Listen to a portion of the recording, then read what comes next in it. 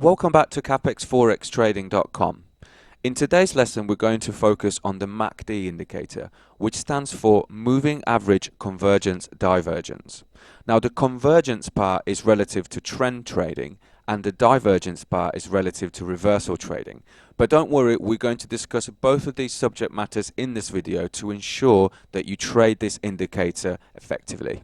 Now, the first thing we're going to do is analyze the actual indicator itself, which we have plotted in the bottom indicator window here below our charts.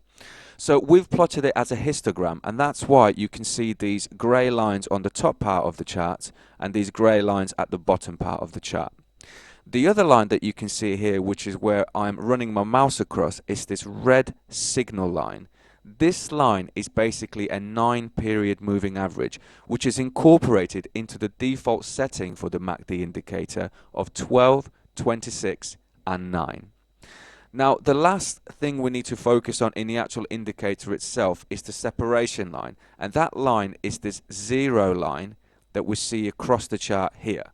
So we have the histogram bars above the zero line in this area, and we have the histogram bars below the zero line in this area. As we mentioned earlier, the MACD indicator can be used to trade convergence. Now, convergence is relative to trend trading, and in terms of its definition, what we're looking for is an identical relationship between the indicator and the price chart. So realistically, the only thing we need to really look for in this situation is the positioning of these histogram bars. So we need to ask ourselves, are they above the zero line or are they below the zero line? So if I get my cursor and we use the cursor to relate the price chart to the positioning of these histogram bars, we can see that once these histogram bars cross the zero line and are rising upwards, the prices themselves are also rising upwards. And obviously, once that uptrend becomes weak, the histogram bars themselves make their way back towards the zero line. Now, on the flip side, when the histogram bars are below the zero line, the price chart himself, or the prices themselves rather, fall and they decrease further and further towards lower price levels. Now obviously, once that trend weakens, the histogram bars make their way back up towards that zero line. The second way in which we can use the MACD indicator is to trade divergence. Now, divergence is relative to reversal trading. So what we're looking for in this scenario is an opposite relationship between the MACD indicator and the prices themselves.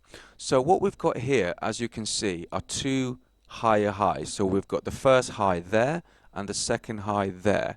And the second high is above that first high. Now, the MACD indicator, when we're trading divergence, should show us something a little bit different. And that's exactly what we've got here. So we've got a high there and a lower high there. So the prices themselves are moving into an opposite direction to the indicator, and that's what we mean by divergence. So despite the fact that the prices are showing a strength, the actual indicator is showing weakness, and therefore it provides us with a signal to trade in a downwards direction in this example. So I'm just going to delete those lines. And the last thing we're going to do is show you how the crossover between the signal line and the histogram bars can be used to get into trends a little bit earlier. So what we've got here is our signal line, if you remember, and that signal line at some point will be placed within those histogram bars. So we've got that situation here and we've got that situation here.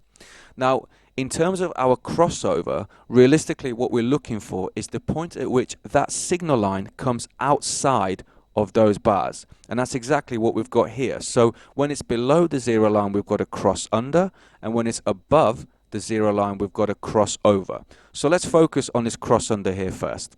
Now, if I draw a vertical line, the point at which the signal line has come out of the histogram bars, so that point is there, we can see relative to our price chart that the trend is moving upwards.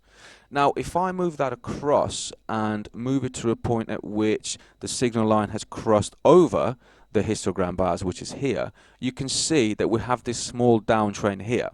Now, one thing you've got to bear in mind with all indicators, including the MACD indicator, is they cannot be used just on their own. Okay, so despite the fact that we've got a crossover here, the actual trend has not gone down far enough. In fact, it reversed. So if we had a stop here, it would have taken us out.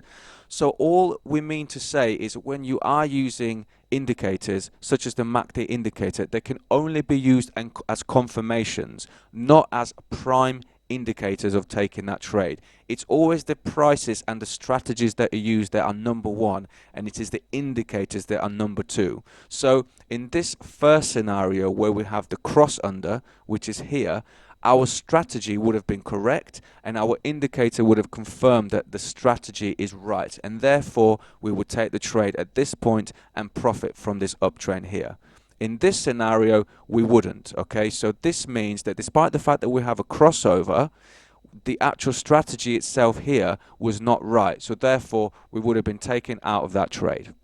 Okay guys, that concludes this lesson. So as usual, please subscribe to our channel, or if you wish, follow us on Facebook, Twitter, LinkedIn or Google+, and we shall see you for the next lesson.